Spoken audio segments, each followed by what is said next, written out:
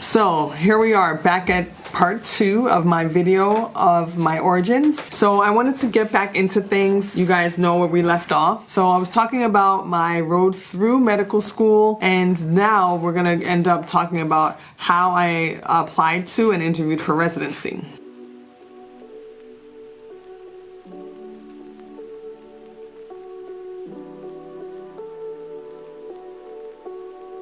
So while I was in my second year of medical school, I was beginning to think about what kind of residency I wanted to do. So remember, I didn't come through the door in medical school knowing exactly what I wanted. It was kind of a process as I was going through my clinical rotations that I learned about all the rotations and what I felt to be most suited for me. First, thought it was going to be pediatrics. I did my rotation in peds pretty early, and that actually showed me that no, that wasn't it. Because during my rotation, I was seeing a lot of cases, yes, that, I thought what I would see in pediatrics, but I think it was the inpatient experience that really turned me off from pediatrics. I didn't think that that was something that I could emotionally be responsible for on a regular basis if I did that type of a specialty. And then I just felt like the clinical aspect of it, just being in the clinic, seeing kids on a day-to-day basis for their routine visits and also for like sick visits, wasn't enough of a challenge for me. So I was quickly turned off of pediatrics, and then I went into my surgery rotation and did a great experience in anesthesia with one of the new and young anesthesia attendings at the hospital, and that really enlightened me into the field. And mind you, this was already into my 3rd year, so I was applying for residency like at the end of that year. I figured it out in January, and I went ahead and applied as soon as I could in the fall for residencies, so at the end of the summer. So that just left me time to do rotations as an away student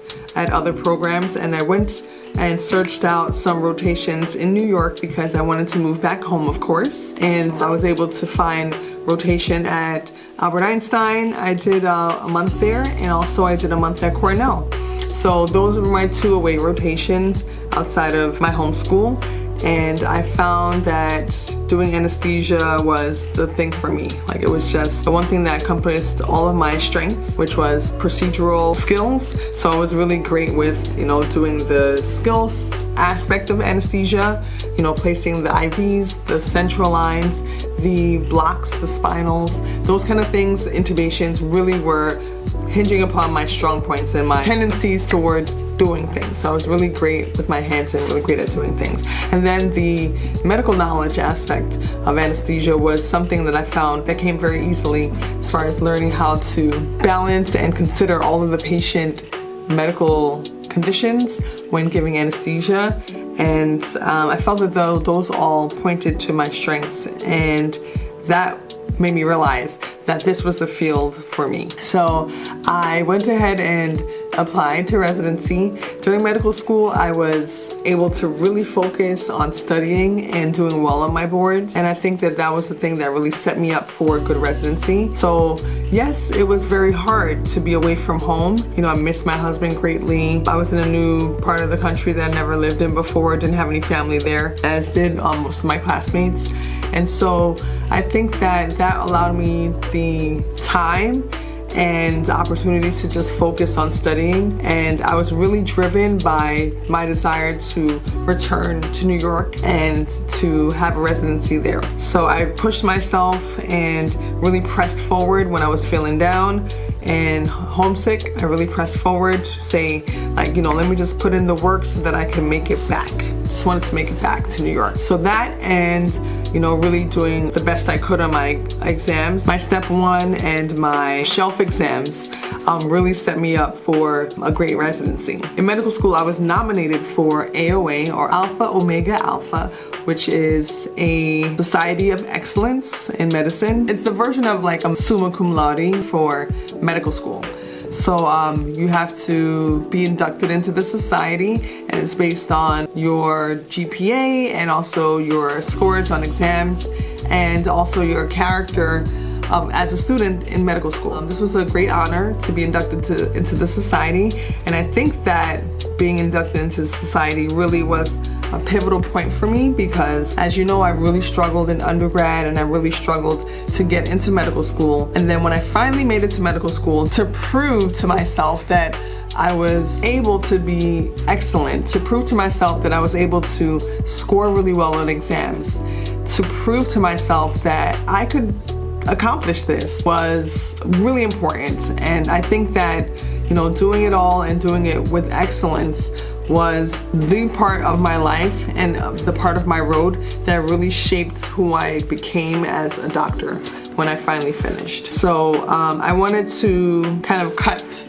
to the conclusion here to tell you guys that as someone who is going through this path and this journey and starting from a point in life where it seems like almost impossible for you to make it through to the end, you need to look at people around you that are doing what you aspire to do and see the pattern.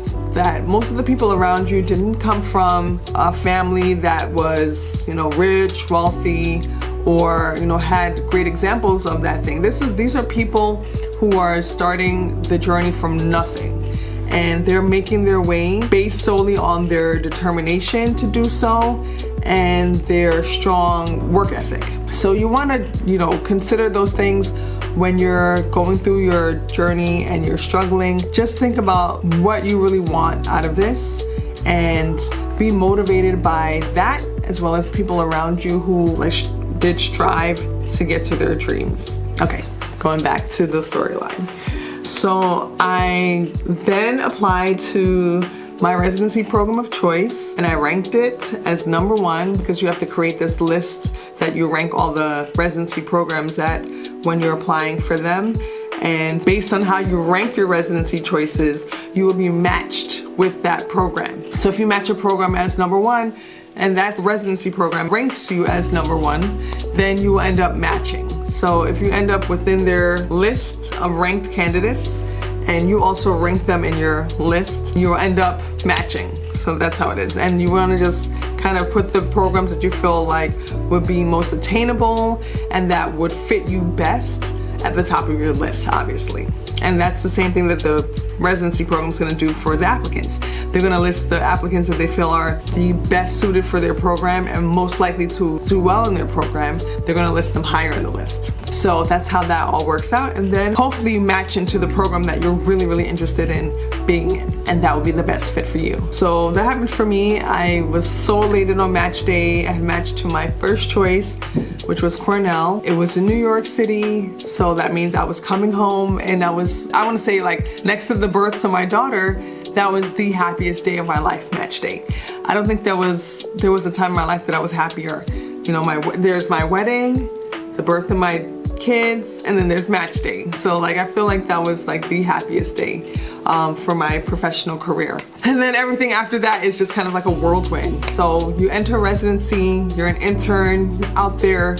You know, for me, I entered residency in 2011 and graduated in 2015. And throughout my residency, there were so many levels of challenge and obstacles. I want to say not just because residency is hard, but for me, you know, going through residency and already having like an established family and life, it made it a little bit more challenging, which I think would be the case for anyone. But luckily for me, and you know, I was blessed to have family close by to help me through this time. So I entered my residency in 2011. My second born was born at the end of my intern year, so summer of 2012, she was born.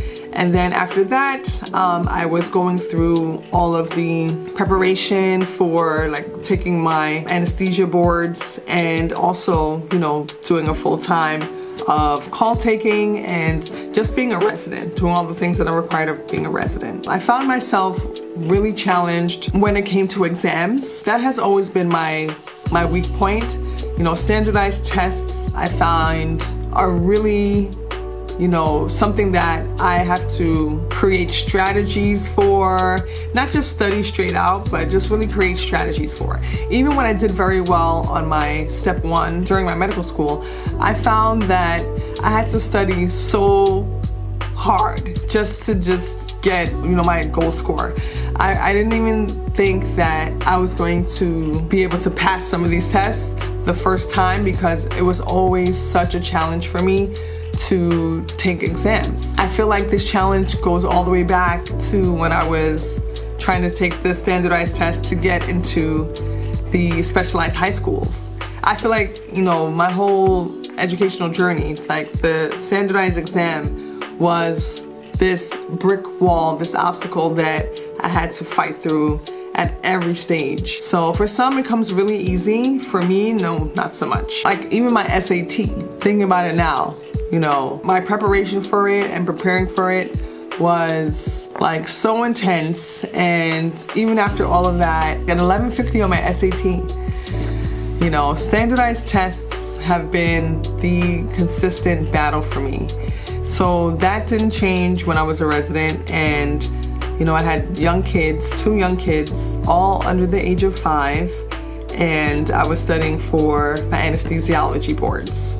So I really, throughout residency and doing the in-training exams, had to develop a strategy for study that worked for me, which meant that I had to spend a lot of time reviewing and doing questions after I reviewed, and kind of doing that back to back.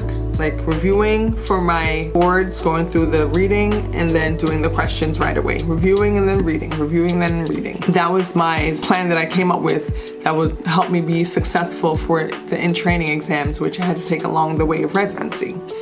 So then I used a similar strategy for my boards, and after much trying and much crying as well, trying and crying, I finally got to the place where I was able to take my written boards, pass those, then my oral boards, and pass those, but not without much stress and much trying. I cannot emphasize that enough.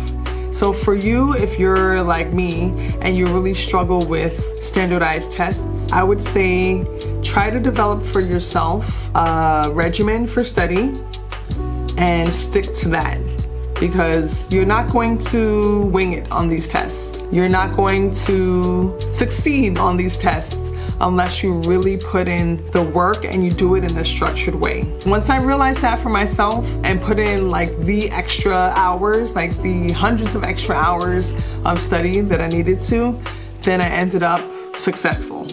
So I want to say, as a point of advice and a takeaway from this video, that you really want to consider what works for you and what your weaknesses are as far as studying for exams and also performance on exams, and really set yourself a schedule, a regimen, and stick to it, because that, my friend, is the only way that you're going to be successful on this really rocky road. So now I am done with residency. I'm an attending anesthesiologist. Praise the Lord, I made it. This road has been beyond challenging. The struggle, I just can't even put into the proper words, how I felt emotionally at every brick wall and every closed door. When I was trying to get into a certain high school and I couldn't. When I was trying to, figure out how to get to college and how to pay for it, and limiting myself based on those factors, and then finally getting into a great program and not being successful.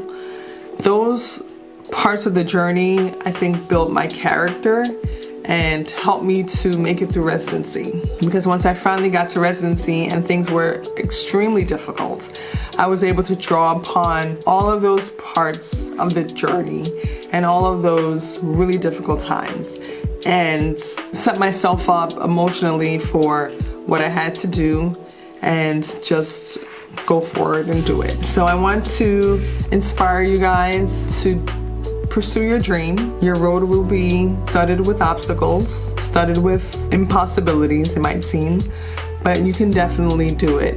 And if you have the motivation and the work ethic to make something happen, I think that you're able to achieve pretty much anything. So with that, I really am very grateful to you guys for staying tuned to this video. I thank you for watching all the way through to the end of this second part. And I hope that you guys, most importantly, are inspired. So until the next time, please stay on your path. I'm rooting for you, and I know you can do it. So stay focused and stay encouraged. Take care of yourself, and I'll see you on the next video.